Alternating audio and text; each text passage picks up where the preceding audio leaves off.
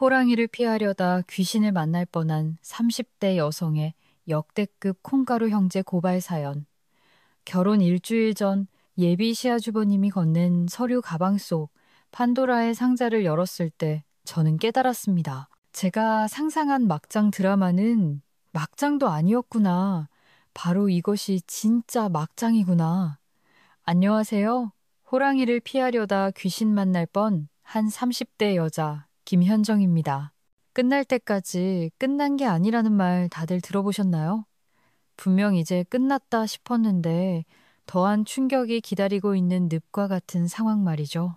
저는 이런 늪같게 가지 답도 없는 역대급 콩가루 형제에 대해 고발하기 위해 사연을 보내게 됐습니다. 제게는 결혼을 생각했던 남자 박상욱 씨가 있었는데요. 예비 남편은 저의 친한 동생의 소개로 만나게 됐어요. 제 친한 동생은 입사하기 힘든 유명한 광고 회사에 다녔는데 본인과 같이 일하는 직장 동료 하나가 정말 괜찮다고 만나보라고 하는 거예요. 그 직장 동료가 연애를 끊은 지 좀 오래되기도 해서 외롭다고 여자를 소개시켜달라고 했나 봐요. 저랑 나이도 동갑이고 회사에서 일적으로 능력도 있어서 인정도 받는 사람이라고 어찌나 추켜 세워주던지. 근데 그때 막 30 중반에 들어선 저도 외롭기도 했고 제 친한 동생이 보여준 직장 동료 사진에 넘어가 소개를 받게 됐어요. 정말 훈남이었거든요. 그래도 사진빨이 좀 있겠지 하고 각오하고 나갔는데 웬걸 이목구비도 그렇고 분위기도 훈훈한 남자가 나오는 게 아니겠어요. 상욱 씨가 아직 혼자였다는 게 좀 이해가 안 돼요. 솔직히 여자들한테 진짜 인기 많을 것 같은데. 아, 그렇게 비행기 태우시면 제가 진짜인 줄 알아요. 전 남자들이 현정 씨를 아직 혼자 뒀다는 게 더 놀라운데요. 저야 이런 자리가 아니면 현정 씨 같은 여자분은 꿈도 못 꾸죠. 상욱 씨, 정말 아부 잘하시네요. 제대로 된 연애는 20대 중반에 했던 게 마지막이었던 것 같네요. 그 후로는 딱 일에 집중할 나이이기도 했고, 그렇게 정신없이 바쁘게 살다 보니까 혼자더라고요. 제가 다니는 회사가 여자가 살아남기가 좀 힘든 회사거든요. 그래서 더 일에 비중을 두면서 산 것 같아요. 그렇죠. 아무래도 여자분들이 더 끝까지 남기 힘든 회사가 많으니까요. 승진이다 뭐다 다 그렇잖아요. 현정 씨는 작년에 대리 달았다고 했죠? 그런 회사에서 진짜 대단하시네요. 심지어 말도 다정하게 하고 제 정서에 공감하면서 말도 잘 들어주는 게 아, 이 남자다 싶더라고요. 저는 무엇보다 공감 능력 좋고 정서적으로 교감이 가능한 남자를 찾고 있었거든요. 그런 조건에 딱 부합하는 예비 남편과 연애를 시작했고 예비 남편의 달콤한 말에 위로받으며 1년 8개월 정도 만났습니다. 예비 남편은 정말 한결같은 사람이었어요. 늘 제가 우선이었고 제일 중요하다는 걸 느끼게 해줬죠. 내일 워크숍이라고 했지? 서울 도착하기 전에 연락해. 데리러 갈게. 토요일이잖아. 주말인데 상욱 씨도 좀 쉬어줘야지. 괜찮아. 택시 타고 집에 가면 돼. 피곤하잖아. 몸이 힘들면 택시 잡는 것도 다 귀찮은 법이야. 어차피 그날 난 집에서 현정 씨 언제 오나 기다리고 있을 텐데 걱정 말고 나한테 연락하세요. 내가 바로 튀어나갈게. 제가 친구들과 여행을 가든지 일적으로 지방에 갔다가 오는 날이면 늘 먼저 데리러 가겠다고 했죠. 뿐만 아니라 웬만해서는 늘 회사 앞으로 저를 데리러 오곤 하기도 했고요.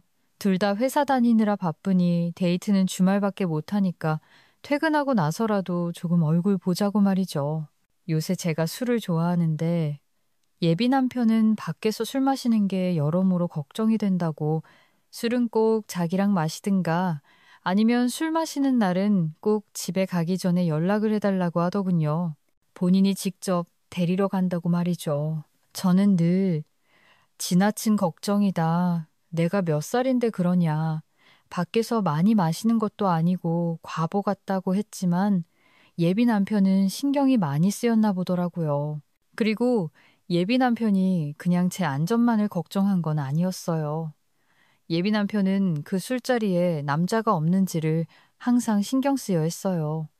혹시 남자가 섞여 있는 술자리에 가면 30분에 한 번 꼭 전화를 걸더라고요.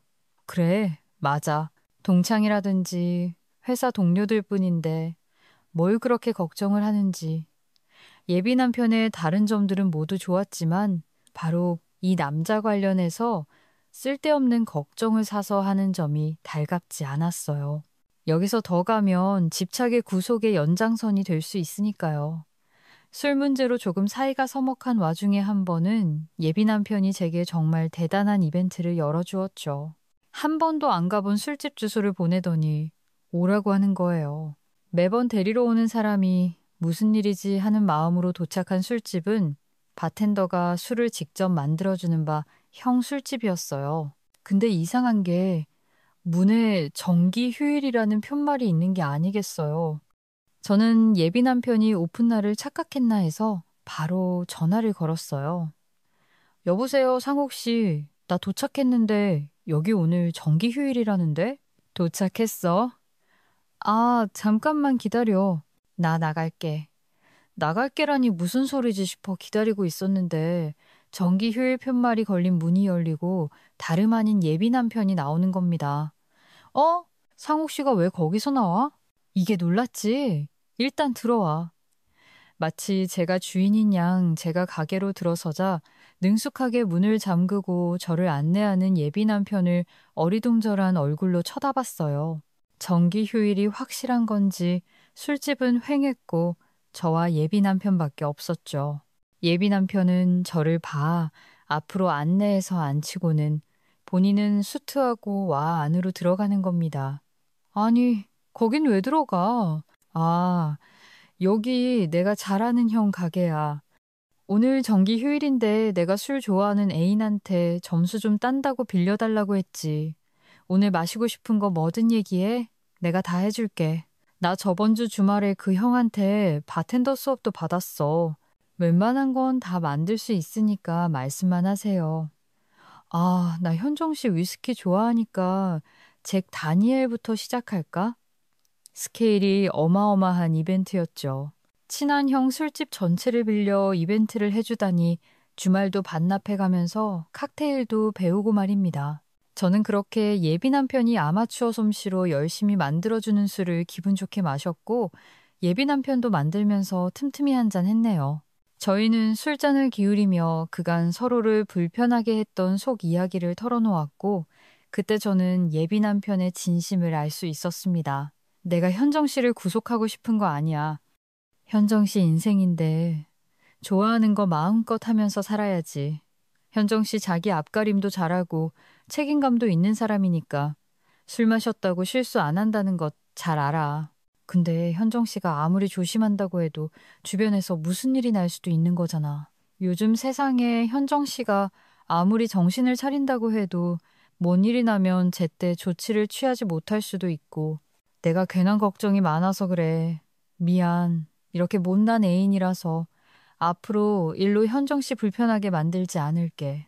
근데 현정 씨도 한 번만 양보해서 그냥 술 먹는 날은 집에 들어가도 연락만 해줘. 나는 그걸로 만족할게. 알았지? 본인이 걱정이 많은 걸 알고 또 그 걱정에 제가 불편해한다는 걸 공감해주는 예비 남편의 말에 그동안 예비 남편이 이 일로 얼마나 혼자 끙끙 고민을 했는지 그 진심을 절절하게 느낄 수 있었어요. 저도 그간 조금 무심한 건 아니었나 반성을 하기도 했었고요. 예비 남편의 이벤트 덕분에 저희는 서로 의견을 조율하고 배려하면서 갈등을 해소했습니다. 저희는 늘 예비 남편의 섬세함 덕분에 저희 사이 크고 작은 일들을 해결해 나갔어요. 제가 이런 예비 남편과 결혼을 결심한 데는 또 다른 이유가 있었습니다. 만난 지 1년이 지나갈 즈음 관계가 점점 진지해지면서 서로 이런저런 이야기를 하게 되잖아요. 과거라던가 신념이라던가 그러다가 문득 예비 남편이 예전에 만난 여자 얘기를 듣게 됐어요. 왜 연인끼리 서로 예전에 몇 명 만났냐는 둥 가볍게 묻기도 하잖아요. 나는 현정 씨 전에 진지하게 만났던 사람은 한 명 있었어. 아, 진짜? 얼마나 만났는데? 한 5년. 5년? 진짜 오래 만났네. 난 오래 만나도 3년도 못 채웠는데. 근데 그게 말이 5년이지.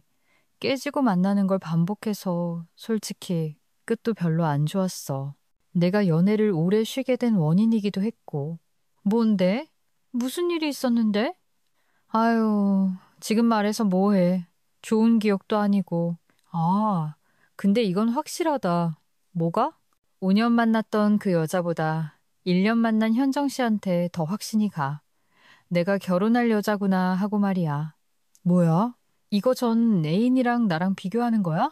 아니, 비교가 아니라 내 진심이야. 그 여자랑 만나면서는 한 번도 결혼이라는 목표를 생각해 본 적이 없거든.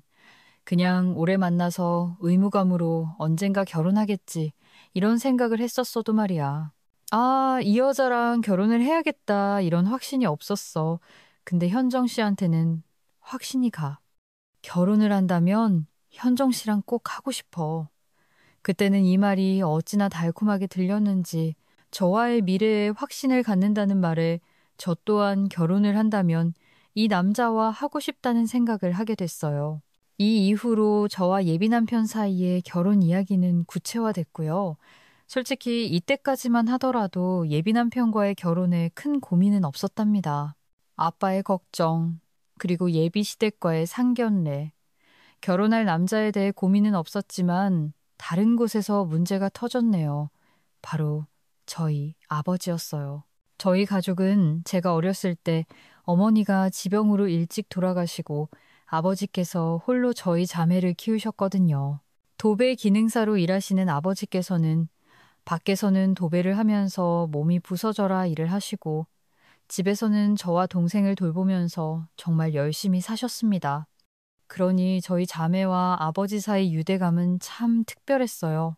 저희 아버지는 저의 하나뿐인 부모님이자 어떨 때는 인생의 선배, 또 모든 걸 먼저 이야기할 수 있는 친구 같은 존재였으니까요. 그런 아버지께서 작년 결혼 소식에 기쁨보다는 허전함과 서운함을 느끼셨나 봐요. 30을 훌쩍 넘기고도 남은 딸이 결혼할 사람이 있다고 하자 하신 말씀이 이거였으니까요. 무슨 벌써 결혼이야? 지금 이 나이에?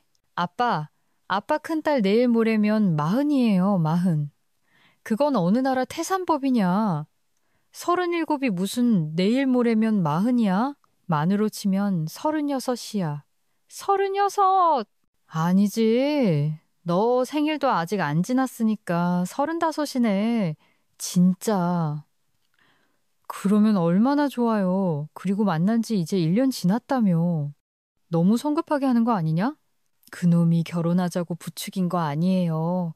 그냥 자연스럽게 나왔어요. 나도 그 사람도 결혼할 때가 되기도 했고, 또 한다면 그 남자랑 해야겠다 싶어요. 결혼할 때가 어딨어. 사람마다 다 다른 거지. 참, 너도 요즘 애들스럽지 않게 뭐 그런 거 따지니. 아빠 나 요즘 애들 아니에요. 아빠 나를 애로 보지 마. 아빠 큰딸, 어른이요, 어른. 아버지는 계속 제 나이를 생각하면 아깝다, 아깝다 한숨처럼 말씀하시다가 끝내 서운하다라는 말을 하시더라고요. 참, 너무 일찍 어른이 돼서, 너무 일찍 부모한테는 자식이 얼마나 나이를 먹든 그저 애처럼 보이고 결혼한다고 하면 서운한 거야. 내 평생을 바쳐 애지중지 키운 딸이 홀랑 어디서 온지도 모르는 놈한테 간다고 하면 어느 나라 왕자라고 해도 내 딸이 아깝지. 그런 아버지의 말을 듣고 저도 어딘지 울적한 기분이 들더라고요. 아버지가 저희 자매를 어떻게 키우신지 잘 아니까요. 더우면 더운 곳에서, 추우면 추운 곳에서 가리지 않고 일을 하시면서 딸들은 그저 고생 안 하고 살길 바라셨던 분이니까요. 저는 아버지에게 아버지 딸이 선택한 사람이니 얼굴 한번 보라고 하며 설득을 했습니다. 아버지는 몇 번 나중에라는 말로 미루시다가 끝내 예비 남편을 집으로 초대해서 만나보기로 하셨지요. 예비 남편은 제게서 우리 아빠가 벼르고 있다라는 경고를 듣고 잔뜩 긴장해서 모든 예비 장인어른 마음에 들기 위해 필사의 노력을 다해서 준비했어요. 평소 회를 좋아하시는 아버지를 위해 광어부터 참치, 그때 제철이었던 방어까지 새벽 택배로 받아 바리바리 싸서 왔더라고요.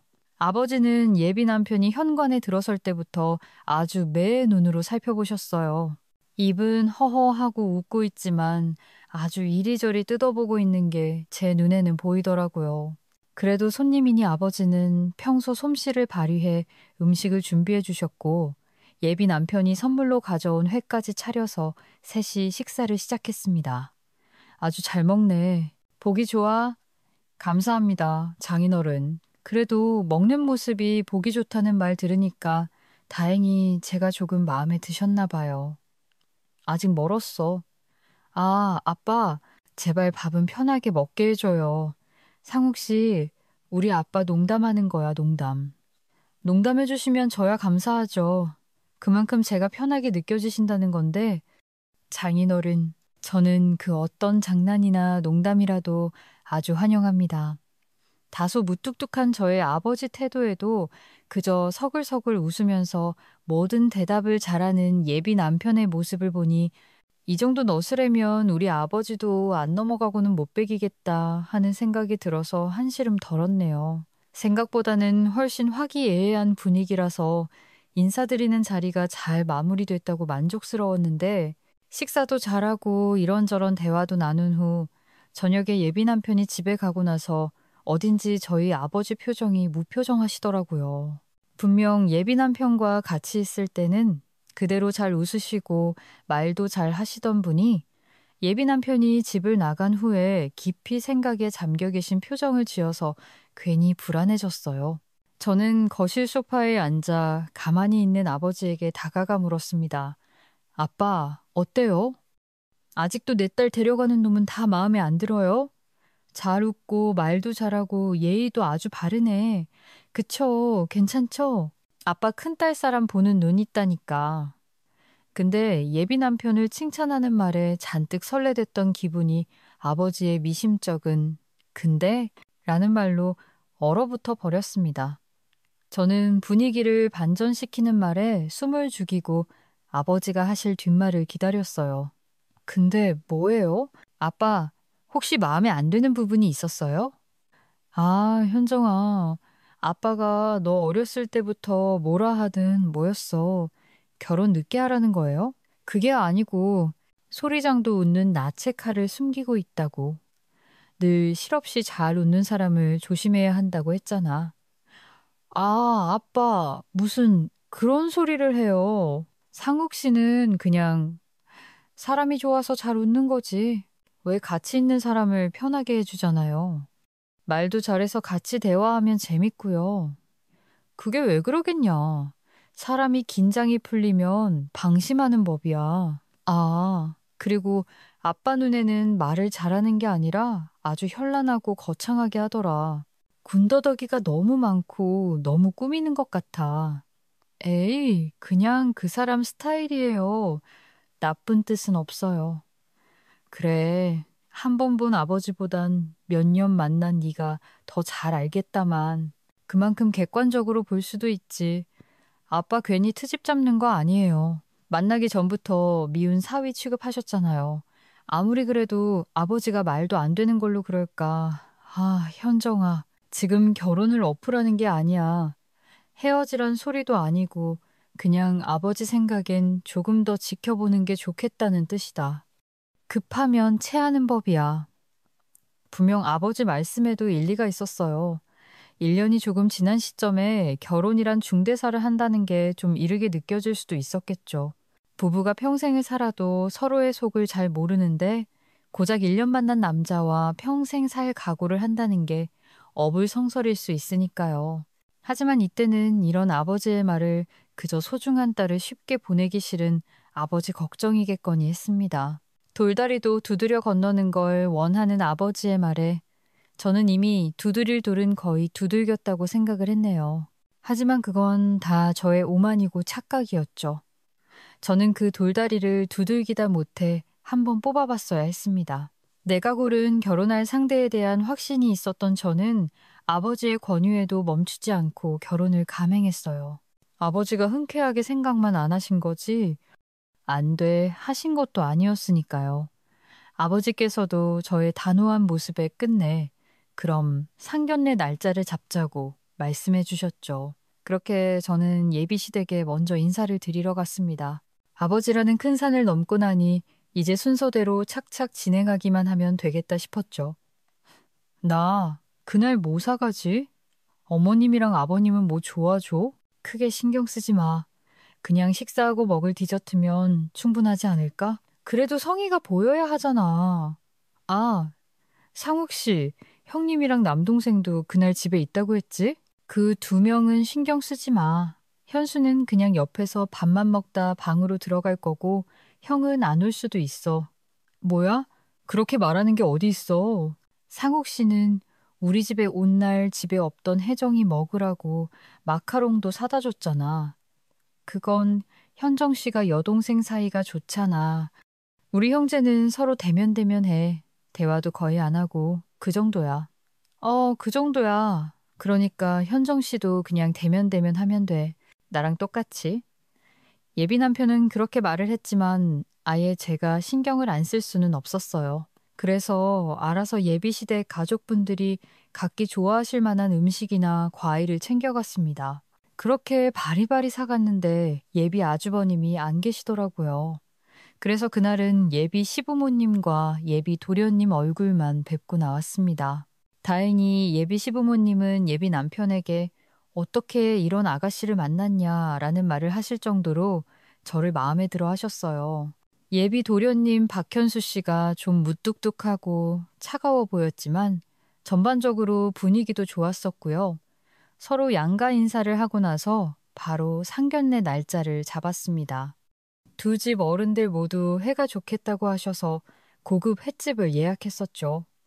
그날은 제 동생도 또 못 만났던 예비 아주버님 박준영 씨도 참석한다고 해서 더욱 신경을 썼어요. 그렇게 모인 자리에서 다들 그렇듯이 서로 자식들 칭찬하고 가볍게 사는 얘기도 하면서 식사를 했었네요. 사부인께서는 아주 든든하시겠습니다. 이렇게 잘 큰 아들들이 세 명이나 집을 지키다니 어디 경우 없지 부럽지 않으시겠어요? 그렇지도 않아요. 다들 커서 지들 먹고 살기 바쁘죠. 우리 챙길 시간이 어디 있나요? 사내 녀석들만 바글바글거려서 오히려 집안 분위기가 칙칙하기 그지없습니다. 사돈 어른이야말로 밥 안 드셔도 배부르시겠어요. 맞아요. 저도 늘 딸을 원했는데 셋째, 제가 졌을 때는 영락 없이 딸이라고 생각했거든요. 근데 낳고 보니까 또 아들이어서 팔자련이 했어요. 딸들 다 이렇게 예쁜 아가씨들로 자랐으니 보기만 해도 배가 부르시겠죠. 아휴, 그렇게 칭찬하시니 지금까지 사돈내외 앞에서 입고 저건 양껏 주워 먹은 게 민망해지네요. 당연히 대화는 아버지와 예비 시부모님 중심으로 돌아갔습니다. 저와 예비 남편은 간간히 맞장구를 쳤고 제 여동생은 예비 시부모님의 하는 이런저런 질문에 대답을 했죠. 딱 한 명, 참 입을 떼지 않는 사람 한 명 있었어요. 바로 예비 남편의 형제, 예비 아주버님 박준영 씨였네요. 예비 도련님은 예비 시댁에 인사드리러 갔을 때 말수가 적다는 거 이미 알고 있었지만 예비 아주버님마저 이렇게 입이 무거울 줄은 몰랐네요. 아니, 입이 무거운 정도가 아니라 마치 다른 자리에 앉아 있는 것처럼 정말 식사만 하더라고요. 일행이 아닌 것처럼 보일 정도로 말이죠. 혼자 반주하러 온 건가 생각이 들 정도로 예비 아주버님은 연신 술을 마시더라고요. 저도 그 모습이 의아해서 간간히 지켜보고 있었는데 저희 아버지도 보셨나 봅니다. 그래서 한마디 하셨지요. 아니, 우리 사돈 총각은 술도 시원하게 잘 마시네요. 개인 사업을 한다고 들었는데 아주 잘 된다고. 아, 얼마 되지 않은 스마트폰 개발 업체입니다. 아직 10년도 되지 않았고요. 첫째가 공대를 나와서 그런 쪽으로 관심이 있는 건 알았는데 아예 회사를 차릴 줄 몰랐어요. 잘 다니던 회사 그만두고 개인 사업한다고 했을 때 철렁했었죠. 사업이란 게 아무나 하는 게 아니잖아요. 그래도 자리 잡고 잘하고 있으니 참 다행이죠. 저나 두 사람이나 무슨 이 스마트폰 이걸 관련의 회사라는 건 알아도 아직도 정확하게 무슨 일을 하는지 잘 모릅니다. 저도 그렇습니다. 이거 들고 만나든지 전화 받고 문자 받고 딱 이 두 가지만 합니다. 그래도 참 첫째 아들이 잘 돼서 둘째도 또 셋째도 잘 보고 잘한 거겠죠. 저희도 큰딸인 현정이가 엄마도 없이 참 잘 자라줘서 둘째도 그 모범을 보고 잘 자랐다는 생각이 듭니다. 그렇죠. 아, 윗물이 맑아야 아랫물도 맑은 법 아니겠습니까?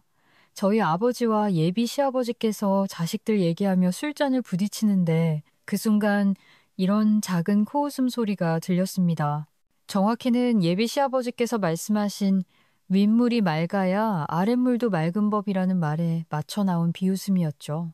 양가 어른들의 웃음소리와 잔이 부딪힌 소리에 묻혀서 잘 들리진 않았지만 저는 들을 수 있었어요. 왜냐하면 저의 맞은편에서 들렸거든요. 바로 예비 남편 박상욱 씨가 낸 웃음소리였습니다. 그 순간 저는 저 사람이 왜 웃지? 뭐가 웃기다고 딱 저 부분에서 저렇게 노골적으로 코웃음을 쳤을까? 하는 의문이 피어올랐어요. 분명 별것 아닌데 맨날 생글생글 사람 좋게 웃는 사람이 자조적인 코웃음이라니 이상하잖아요. 저 말고는 그 웃음을 듣지 못했는지 어느새 대화는 다른 주제로 넘어갔고 저는 맞은편에 있는 예비 남편의 얼굴을 훌기 쳐다보았습니다. 마치 이전에 본인이 낸 웃음이 없는 일인 양 다시 생글생글 웃으면서 어른들의 대화를 지켜보고 있더라고요. 내가 잘못 들었나? 하는 생각을 하며 눈을 돌렸는데 예비 남편의 오른편에 앉아있던 예비 아주버님 박준영 씨가 굉장히 차가운 눈빛으로 예비 남편을 빤히 쳐다보고 있는 게 아니겠어요. 그러다 저랑 눈이 마주치자 바로 다시 식탁으로 눈을 옮겨서 술을 들이켰죠. 여러분, 이게 무슨 상황으로 보여지시나요? 예비 남편은 본인 형제들이 그냥 가까운 사이가 아니라고 했지만 분명 그냥 대면대면한 사이가 아니라 아예 사이가 안 좋은 형제라고 생각을 했어요. 윗물이 맑아야 아랫물도 맑다라는 말에 노골적으로 비웃음을 날릴 정도면 어느 정도의 골이 있는 건 아닌가 싶었죠.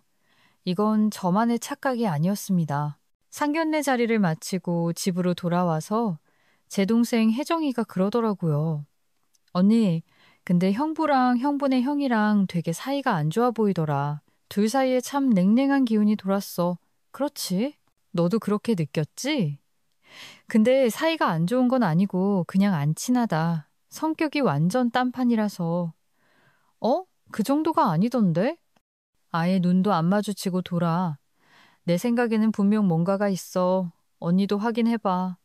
결혼하고 나중에 중내 사내 한 형제 있는 거 알게 되면 언니만 손해지.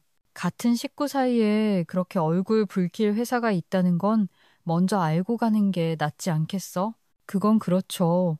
확실히 눈도 안 마주칠 정도로 사이가 아주 나쁜 형제가 있다면 먼저 아는 게 저도 마음이 편하겠다 싶더라고요. 저는 시간이 조금 지나서 예비 남편에게 넌지시 이야기를 꺼냈어요. 상욱 씨, 혹시 상욱 씨 형님이랑 동생이랑 사이가 많이 안 좋아? 왜? 그래 보였어? 조금. 상견례 자리에서도 그렇고 되게 남처럼 있어서. 남 같은 거 맞아. 그 정도로 뭐 대단한 사이가 아니거든. 왜? 그 정도로 나이 차이가 많이 나는 것도 아니잖아. 현정 씨는 동생이랑 사이가 너무 좋아서 모를 거야. 남자 형제들은 거진 다 그래. 우리 집 형제들이 조금 더 사이가 좋지 않은 거긴 하지만 특히 형이랑은 명절에도 잘 안 만나긴 하지. 아, 그래도 형보다는 동생이 좀 더 편해. 아무래도 그리고 형이 뭐라 해야 되나. 첫째라서 부모님 기대랑 사랑, 지원을 다 받아서 좀 이기적이야. 나랑 동생은 같은 형제로 취급도 안 해. 그 정도야. 원래 반대 아닌가? 막내들이 부모님 사랑 독차지해서 철이 덜 든다고 하잖아. 우리 집은 반대야. 모든 관심은 장남 차지였거든. 동생이야 뭐 막내라고 따로 관심 받았는지 몰라도 난 둘째라서 사이에 껴서 찬밥 신세였어. 그래서 서로 이해관계랄까? 그런 게 없어. 그렇구나. 상욱 씨가 둘째라서 마음고생 많이 했겠네. 맞아. 그러니까 현정 씨가 나랑 결혼해서 나 많이 예뻐해줘야 돼. 난 부모님 관심을 많이 못 받고 자란 애정결핍이니까. 예비 남편의 말을 듣고 나니 그날 그 코웃음 이해가 가더라고요. 제가 몰랐던 어린 시절에 겪은 일이니까 제가 뭐라 말을 할 입장도 아니었고 예비 남편 나름대로 사연이 있을 테니까요. 예비 남편은 본인 형제들 일이고 또 싸움이나 갈등이 생길 정도로 사이가 나쁘지 않다고 절 안심시켰죠. 저는 이 정도면 돌다리를 두들길 대로 두들겨 봤다고 생각을 했습니다. 못내 마음에 걸렸던 예비 남편의 형제들 얘기를 들었으니 됐다고요. 근데 저는 돌다리를 두들긴 게 아니라 그냥 슬쩍 만진 수준이었어요. 아니, 그냥 돌다리가 있다는 걸 인지한 수준이었죠. 그런 줄도 모르고 제 결혼식 날짜는 점점 다가오고 있었고요. 식장을 예약하고 청첩장이 나와 돌리고 드레스를 고르는 웨딩 촬영까지 끝났어요. 결혼 일주일 전 폭로된 예비 남편의 충격적인 진실. 그렇게 제 결혼식이 딱 일주일 남았을 때 예비 남편은 예비 시부모님의 호출로 퇴근하자마자 본가에 간다고 해서 저를 회사로 못 데리러 온다고 연락이 왔습니다. 저는 연락을 받고 오랜만에 혼자 퇴근하겠구나 생각을 하면서 회사에서 나오는 중이었죠. 그런데 회사 앞에 익숙한 사람이 있는 게 아니겠어요? 분명 한 번 마주쳤는데 기억에 남는 사건으로 내리박힌 사람, 바로 예비 아주버님 박준영 씨였습니다. 제가 먼발치에서 놀라 쳐다보고 있는데 제 시선을 눈치챘는지 예비 아주버님도 저를 보곤 바로 다가오더라고요. 현정 씨, 안녕하세요. 네, 안녕하세요. 근데 여기 무슨 일? 혹시 업무차 지나가던 길인가요? 아니요. 현정 씨한테 따로 할 말이 있어서 급작스런 방문이지만 이렇게 찾아왔어요. 혹시 시간 되면 제 얘기 좀 들어줄래요? 정말 기니 할 말이 있어서요. 저는 진지하고 단호해 보이는 예비 아주버님의 말에 홀린 듯이 고개를 끄덕였어요. 대화를 할 카페로 향하는 동안 예비 남편에게 지금 이 상황에 대해 문자라도 남기고 싶었는데 바로 옆에 있는 예비 아주버님 눈치가 보여보내지도 못했었네요. 비교적 한적한 카페에 들어서 자리에 앉자마자 바로 물었습니다. 근데 이렇게 직접 올 정도로 중요한 얘기가 뭐예요? 상욱 씨는 아나요? 아니요, 상욱이는 몰라요. 애초에 그걸 생각하고 오기도 했고요. 상욱이 오늘 부모님 호출받고 갔죠. 본가에? 네, 맞아요. 근데 왜 그걸 혹시라도 회사로 마중 나온 상욱이랑 마주쳐도 곤란하고 현정 씨가 상욱이한테 제가 방문한다는 걸 알려도 곤란하니까요. 이게 대체 무슨 일이지? 그때 제 머릿속에 별의별 상상으로 어지러울 정도였어요. 혹시 이 결혼을 반대하는 건가? 내 동생에겐 너 같은 여자는 어울리지 않다고. 제가 머릿속으로 오만 가지 막장 드라마를 찍고 있자 예비 아주버님은 조용히 서류 가방에서 노란 종이봉투를 꺼내 제게 내밀더군요. 이게 뭐죠? 안을 한번 봐요. 그리고 현정 씨가 직접 판단해요. 알아서 하라는 듯한 말에 저는 잠깐 망설였어요. 솔직히 그때는 그 종이봉투를 열어봐서는 안 된다는 직감이 왔었거든요. 호기심이 개구리를 죽이기도 하는 법이니까요. 하지만 저는 판도라의 상자를 향한 본능적인 끌림을 이겨내지 못했습니다. 살짝 흔들리는 손으로 종이봉투를 열었고 그 내용물을 확인하고 나서 내가 상상한 막장 드라마는 막장도 아니구나. 바로 이게 막장이구나 하는 깨달음을 얻었죠. 예비 아주버님이 건넨 종이봉투에는 한 뭉치 정도 되는 사진이 들어있었고 그 사진 속 주인공은 일주일 뒤에 저와 결혼하는 남자, 바로 예비 남편 박상욱 씨였습니다. 중요한 건 사진 속 인물이 예비 남편만이 아니라는 거였죠. 저는 차갑게 식는 피를 느끼며 조용히 물었습니다. 이게 지금 뭐죠? 저한테 뭘 보여주신 거예요? 보이는 그대로예요. 상욱이가 6개월 전부터 만나고 있는 여자요. 아니, 다시 만나는 여자라고 해야겠죠. 다시라고요? 상욱 씨가 현정 씨 만나기 전에 5년 만났던 여자가 있다고 하지 않았어요? 있어요. 있었죠. 5년 만난 여자가 있었다고. 근데 지금 이 사진 속에는 여자가 그전 애인이라니 믿을 수가 없었어요. 예비 남편이 바람을 피우고 있다는 폭로를 들은 것도 믿을 수 없었지만 사진 속의 여자는 예비 남편보다 최소 10살은 더 많아 보였거든요.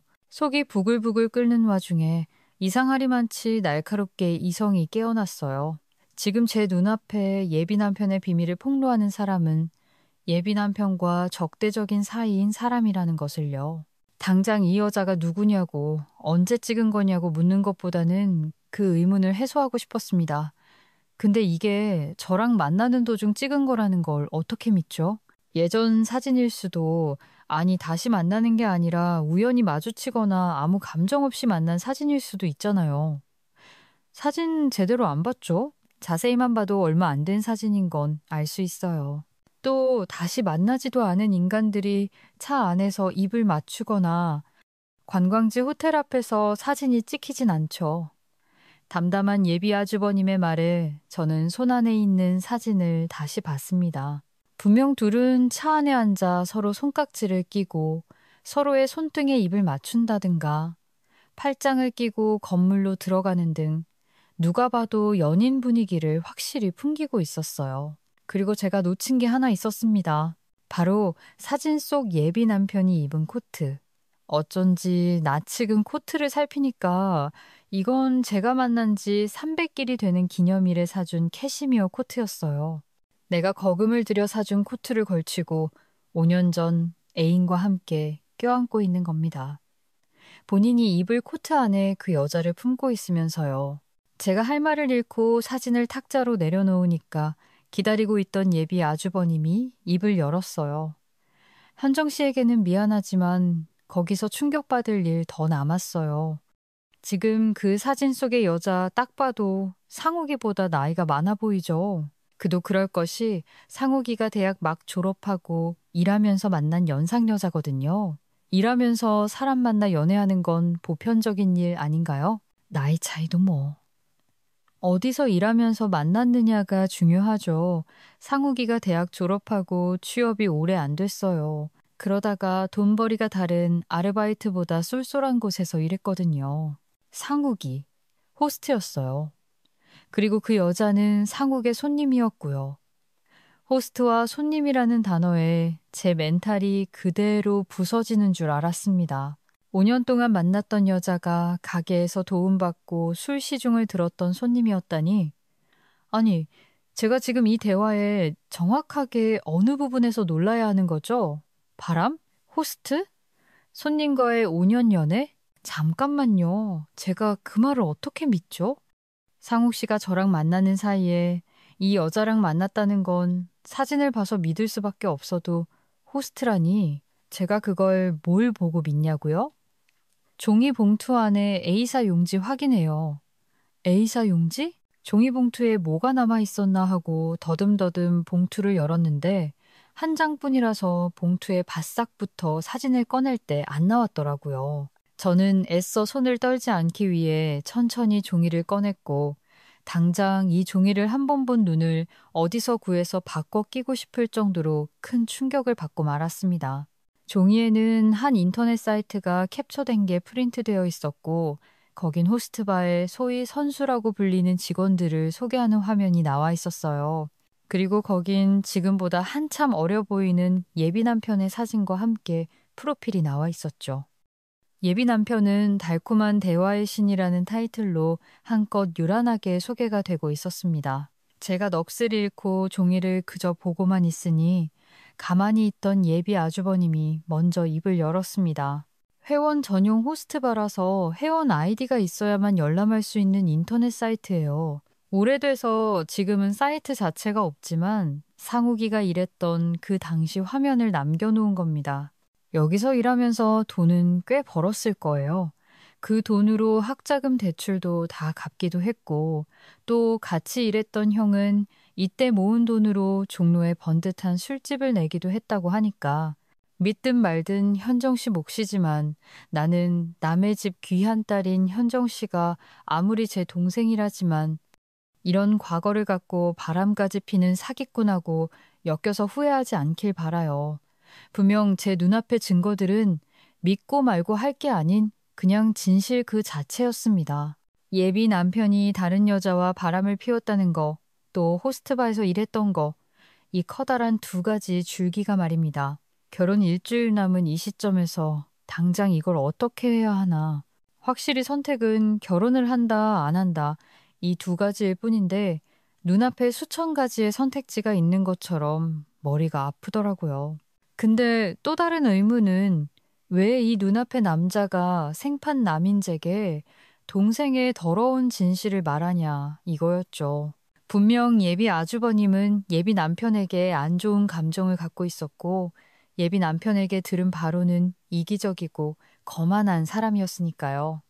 근데 왜 그저 사이가 별로 좋지 않다는 이유로 동생의 결혼을 망치려고 하느냐. 이게 가장 큰 의문이었고 이 점 때문에 제 눈앞의 진실을 그대로 받아들이지 못했습니다. 저는 앞에 있는 찬물을 크게 한 모금 들이키고는 바짝 마르는 입을 열었습니다. 무슨 말인지는 알겠는데 전 지금 저한테 준 이 증거들을 그저 인간적인 호의로 받아들이지 못하겠어요. 제가 상욱 씨한테 듣기로는 형제 사이가 좋지 않다고 듣기도 했고 그런 점 때문에 사이가 안 좋은 동생을 힘들게 만들기 위해 저를 이용한다는 느낌도 솔직히 지울 수가 없네요. 그리고 솔직히 아무리 사이가 안 좋은 동생이라도 저 같은 생판남이 그런 동생을 만나서 팔자가 어떻게 되든 크게 상관없지 않나요? 애써 침착하게 한자 한자 내뱉는 제 말에 예비 아주버님은 한동안 말이 없었어요. 아니, 굉장히 신중하게 말을 고르는 것 같기도 했었고요. 그렇게 아니 몇 분이 지났을까? 예비 아주버님은 제 의문에 대한 대답을 하더군요. 현정 씨가 어떤 의심을 하는지 충분히 이해해요. 상욱이가 우리 형제들 어떻게 말을 전했는지도 대충 짐작이 가고요. 근데 상욱이가 말한 게 다 사실이 아닐 수 있어요. 분명 우리 부모님이 장남인 제게 관심을 더 기울인 건 맞아요. 근데 그것도 다 그만큼의 기대와 부담감을 동시에 받기도 했어요. 장남이라서 기대가 높았고 해내야 하는 것도 많았고요. 상욱이는 중학교 때부터 이미 사고란 사고는 다 치고 다녀서 부모님 눈밖에 났었어요. 담배, 술, 싸움. 그런 걸로 어머니는 매번 학교로 불려가셨고 강제 전학도 한 번 갔었고요. 분명 똑같이 키웠는데 그런 자식하고 말 잘 듣고 앞가림 잘하는 자식하고 솔직히 부모도 사람인데 말이 다르게 나갈 수도 있는 거죠. 상욱이 그 자식은 그거 하나를 못 견뎌 했죠. 가르침도 잔소리도 모두 형인 저와 비교해서 부모님의 차별과 편애라고 받아들였어요. 그것 때문에 편애 대상이라는 저도 눈치를 많이 보고 살았고요. 상욱이 오늘 부모님한테 호출당한 것도 저한테 빌려간 1억 원 안 갚고 모른 척해서 그런 거예요. 1억이요? 그것 말고도 많아요. 1억은 나 따라서 사업 시작한다고 자금 명목으로 가져간 돈이고요. 어차피 몇 년 사이에 다 말아먹었지만 내가 사업 시작하고 돈 좀 벌면서부터 시도 때도 없이 손 벌린 놈이니까 저도 어렸을 때 괜한 죄책감이 있어서 따지지 않고 빌려줬었고요. 근데 그걸 몇 년 동안 모른 척 하니까 이거라는 부모님 속은 타들어가죠. 지금 사업 접고 눈 안에 회사 들어가 조용히 살지만 그 전에 상욱이가 벌린 일 수습하는 건 다 저랑 부모님이었어요. 그런 놈이 뭐가 그렇게 억울한지 제 입장에서도 할 말 많아요. 제가 여지껏 들어온 예비 남편과 예비 아주버님의 관계와는 너무나 반대되는 이야기를 들으니까 제 혼란은 더 커져갔어요. 제가 아무런 반응도 안 하고 있자 마지막 말처럼 예비 아주버님은 말을 했죠. 이번에 현정 씨랑 결혼하면서 나한테 5천만 원 만들어 달라고 해서 나도 지금까지 많이 참았다 싶었던 거지. 동생한테 복수한다고 현정 씨를 이용한 건 아니라는 걸 알아줬으면 해요. 현정 씨는 그렇게 느낄 수 있지만 정말 내 동생이라는 놈 때문에 다른 사람이 평생 속고 산다는 게 부조리하다고 생각했을 뿐이니까요. 그 손님이었던 여자는 나도 몇 주 전에 본가에 갔다가 본가 앞에서 둘이 차 안에 있는 걸 발견했던 거예요. 그때 분명히 결혼한다고 한 여자가 따로 있다고 들었는데 다른 여자랑 있는 걸 보니 더 이상은 안 되겠다 싶어서 사람 붙인 것도 있었고요. 둘이 붙어 있는 사진을 찍은 건 3일 전이 마지막이에요. 결정은 물론 현정 씨 몫이지만 난 정말 현정 씨가 이런 놈이라 결혼으로 저당 잡혀서 평생 사는 건 아닌 것 같네요. 무엇보다 혼자 현정 씨를 키운 아버지께 못할 짓 아닌가요? 그 말을 남기고 예비 아주버님은 먼저 자리를 떴습니다. 제게 예비 남편의 바람 현장 사진과 과거 모습이 프린트된 종이 끝없는 절망감을 남긴 채 말이죠.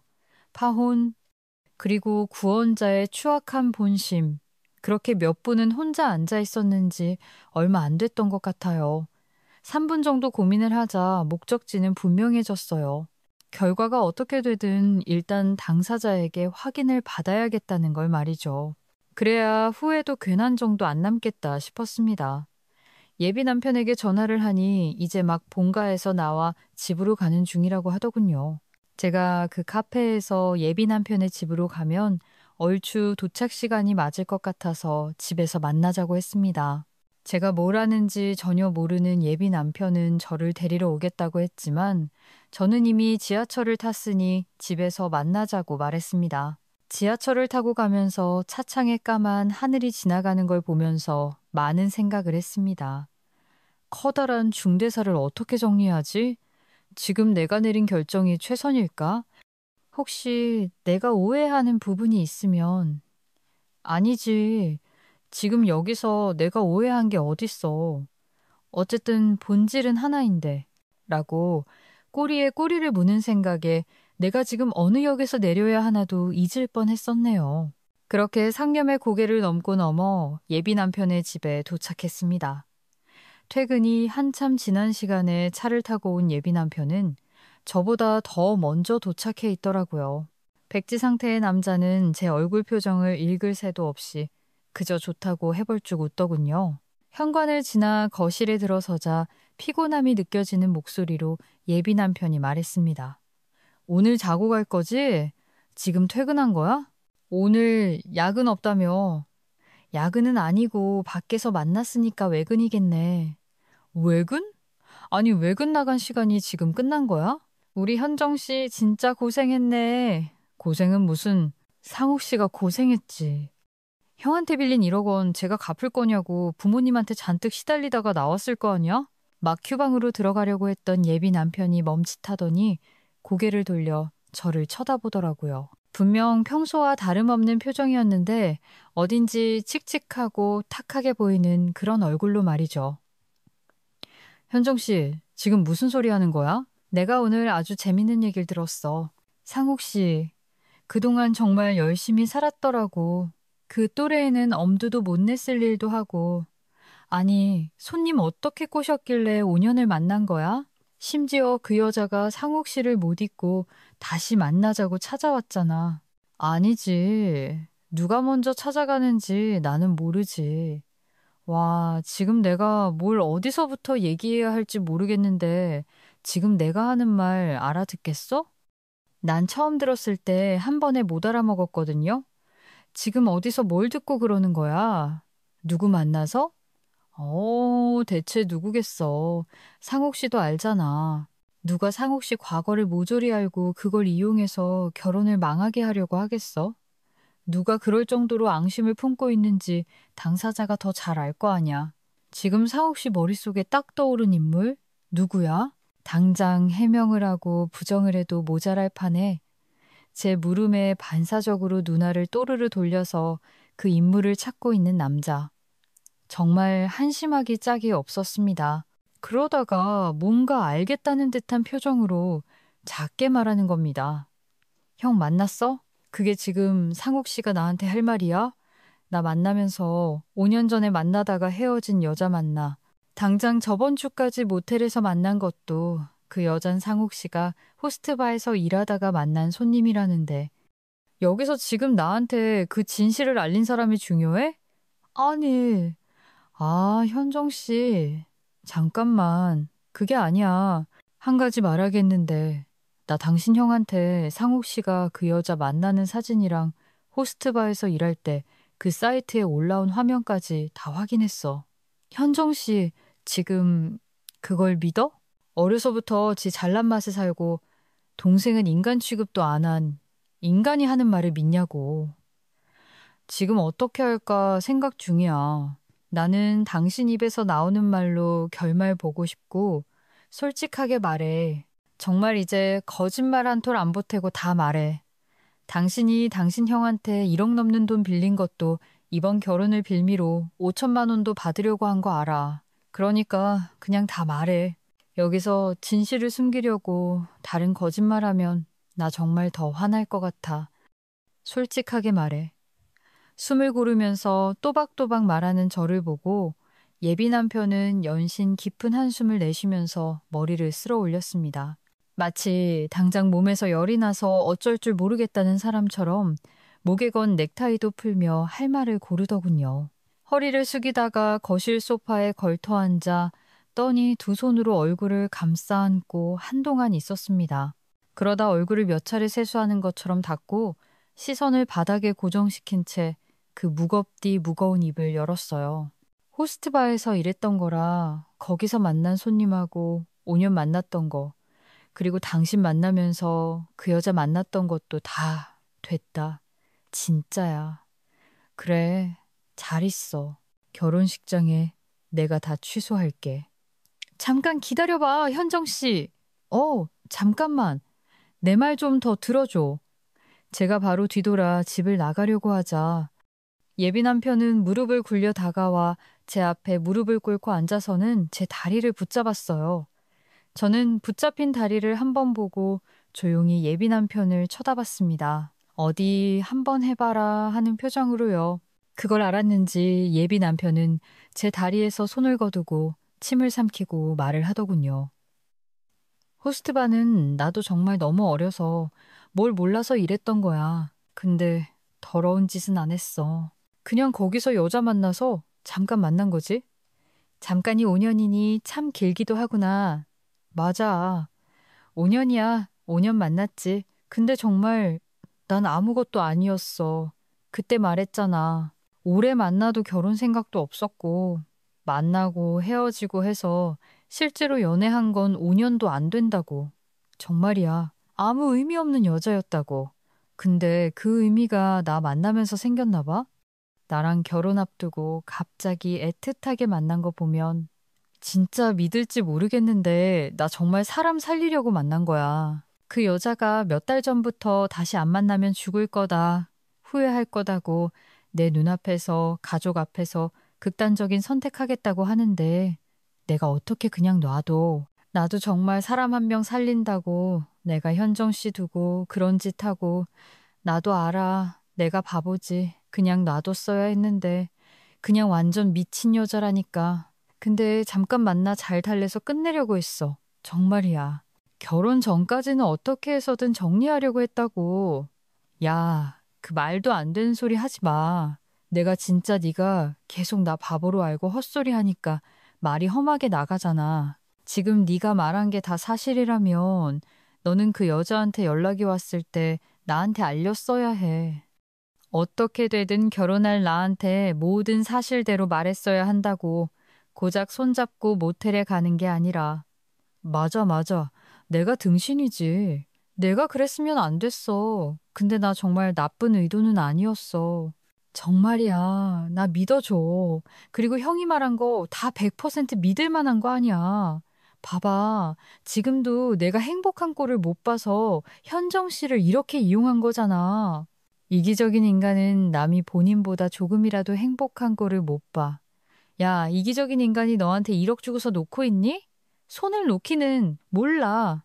이번에 아버지한테 내가 돈 안 갚는 것도 일러 바친 게 형인데. 그리고 나도 할 말 많아. 형, 지금 하는 사업 자금 다 누가 줬는데? 다 우리 부모님 돈이야. 나한테도 올 수 있었던 돈, 죄다지 사업에 끌어다가 써놓고 그렇게 번 돈 내가 좀 쓰면 안 돼? 나도 우리 부모님 돈 쓸 권리 있고 자격 있어. 그 돈 가져다가 불린 거니까 그 지분이 나한테도 있는 거라고. 마치 한 인간의 밑바닥을 보는 기분이었어요.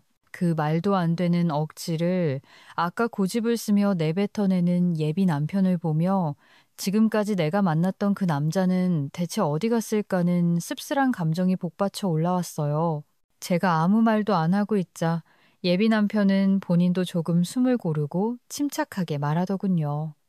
아, 지금 우리 헤어지면 형 그 인간 뜻대로 되는 거야. 지보다 먼저 결혼하는 동생 보고 배 아파서 이딴 짓 하는 거라고.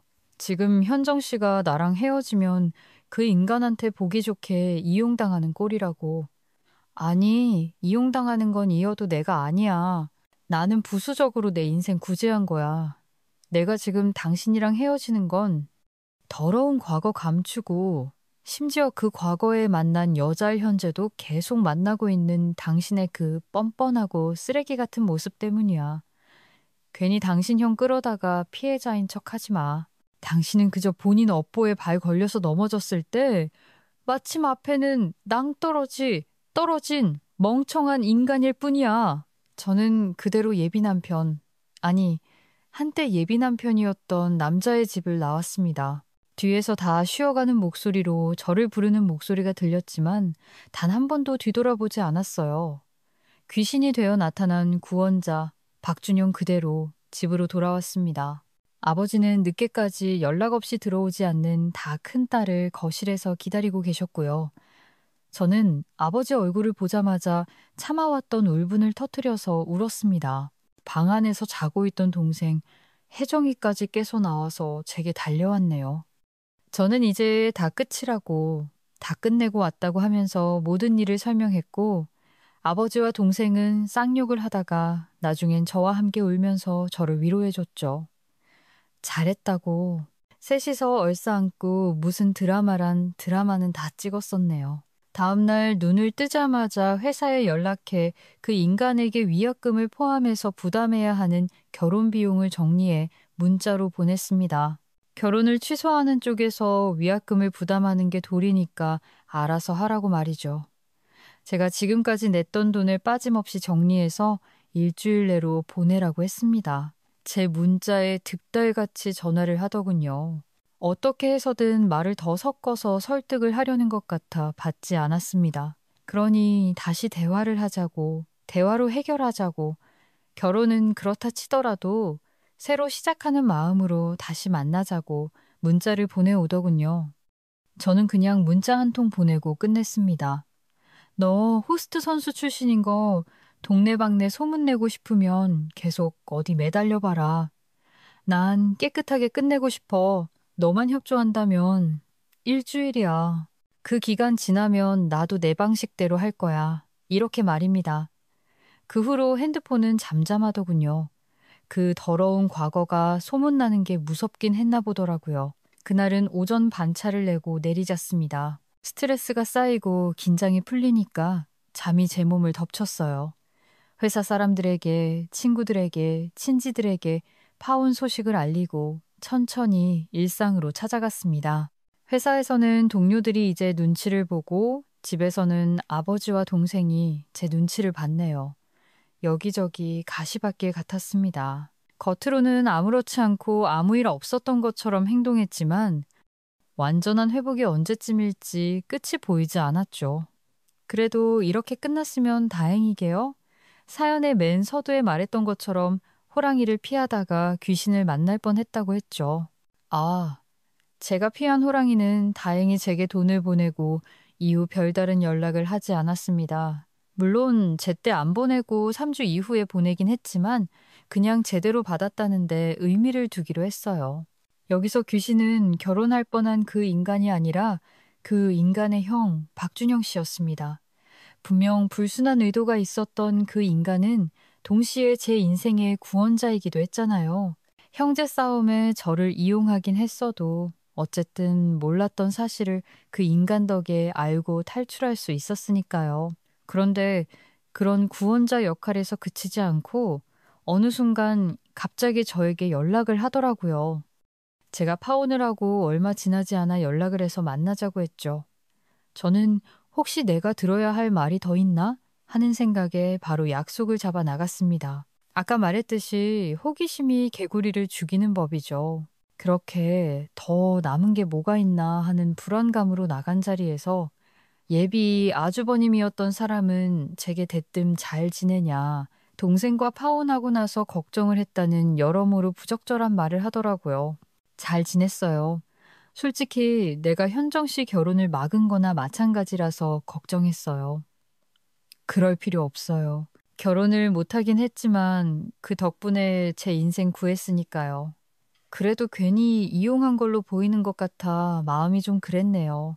이용한 게 어때서요? 아주버님. 아니, 그쪽은 절 이용해서 싫어하는 동생 앞길 잘 막았고, 저는 그쪽 이용해서 더러운 사기꾼 하나 덜어냈으니 서로 상보상조했다고 생각해요. 저는 그럴 테니까, 그러니까 괜한 걱정하지 마시고 여기서 정리했으면 해요. 솔직히 상욱 씨랑 연관된 모든 사람들과 평생 얼굴 보고 싶지 않거든요. 가족이라면 더더욱이요. 계속 확실히 할 말은 안 하고 쓸데없는 소리만 해서 저는 제대로 선을 그었거든요. 그 귀인이 악연 같은 인연을 만들고 싶지 않았고요. 근데 인간은 이걸 못 알아먹은 건지 계속 혹시 시간 되냐 할 말이 있다는 문자를 남기기 시작했어요. 그 문자도 또 걸려오는 전화도 제가 받지 않자 그제야 숨겨놓은 본심을 말하더군요. 저를 만나고 싶답니다. 처음 상견례 자리에서 만났을 때부터 마음에 들었고, 그런 저를 위해 동생을 저버리는 짓을 했다고요. 그러니 한번 만나달라고 말이죠. 이게 믿어지시나요? 더러운 사기꾼 호랑이 피해 나왔는데, 이제는 구질구질한 총각 귀신 하나가 제 앞을 막으려고 하네요. 진심으로 소름 끼치게 끔찍했습니다. 저는 동생을 저버린 건 그쪽 선택이고 내가 그쪽 동생이나 그쪽 같은 집안과 엮이는 일은 앞으로 평생 없을 겁니다. 앞으로 더 이상 연락을 해온다면 나는 내 식대로 대응할 겁니다. 일개 회사의 대표로 이렇게 많은 사람이니 이쯤 하길 바랍니다. 이렇게 따끔하게 문자를 보내고 그 번호를 차단해 버렸네요. 아무리 서로 물고 뜯는 사이라고 해도 피는 못 속이네요. 겁 많고 구질구질한 본질은 형제 둘이서 똑 닮았어요. 와, 정말 제대로 액땜한 기분이랍니다. 마치 앞으로 10년간 제게 올 불행이란 불행을 모아서 한 번에 치른 기분이에요. 물론 그 불행이 저를 아슬아슬하게 비껴간 것도 어떻게 보면 행운이라고 볼 수 있지만은요. 정말 만약에 이 사연을 그 형제 두 명이 듣는다면 말해주고 싶네요. 서로 끔찍하게 싫어하는 주제, 서로의 안 좋은 점은 닮았다고 말이죠. 남 생각 안 하고 뻔뻔한 내면의 본질이 아주 똑같았습니다. 살면서 그런 사람들 만나잖아요. 본인 집구석 인간들은 죄다 답이 없고 이상한데 본인 하나만 정상이라고 진흙 속에 진주라고 하는 사람 말이죠. 근데 본인이 진주인지 아니면 그저 그 진흙에 굴러다니는 허다란 돌멩이 중 하나인지 분간을 못하는 사람도 있더라고요. 진짜 진지하게 만나는 상대방이 본인 집안에서 유일하게 정상적인 사람이라고 하는 사람은 유심히 살펴보시길 바랍니다. 혹시 그 집안에서 유일하게 이상한 사람일 수도 아니면 가족 전체가 그 이상함을 공유하고 있는데 본인만 모를 수 있으니까요. 저는 그렇게 무탈했던 일상으로 무사히 돌아가는 중이랍니다. 매번 즐겨 듣는 이 채널이 많은 도움이 되고 있답니다. 정말 감사드려요.